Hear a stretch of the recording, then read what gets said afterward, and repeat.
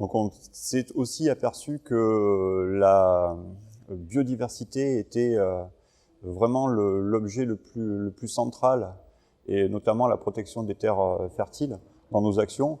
Il y a une grande disparité en fonction des communes que nous avons autour de nous, car nos producteurs dans le réseau, spécifiquement pour les producteurs de légumes, tous les maraîchers, ont parfois beaucoup de mal à accéder à des nouvelles terres lorsqu'ils ne sont pas issus du monde agricole.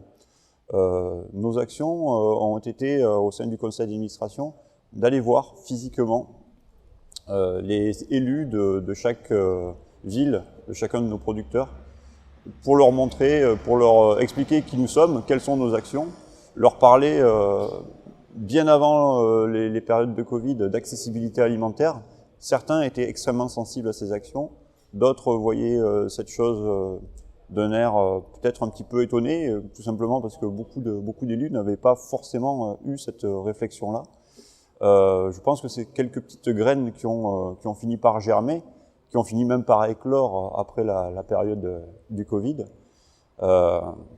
Et ces actions-là ont forcément motivé certains agriculteurs à se lancer. La métropole de Marseille s'est aperçue, ainsi que la ville, qu'il y avait des terres fertiles, des terres qui étaient encore d'anciennes campagnes et qui n'étaient pas encore urbanisées. Donc des lieux de vie extrêmement propices et extrêmement vivants. Ces chantiers-là nous ont aussi motivés à nous mettre en réseau avec des producteurs de semences paysannes, parce que la réflexion, évidemment, c'est l'indépendance, la souveraineté alimentaire, mais notre réflexion en tant que producteur, c'est de se dire que nous sommes aussi consommateurs de semences et consommateurs de plein d'intrants.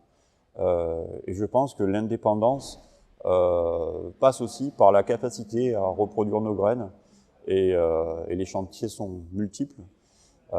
Mais je pense que tout passe par ces interactions-là et par ces échanges aussi, et les idées que nous donnent nos consommateurs.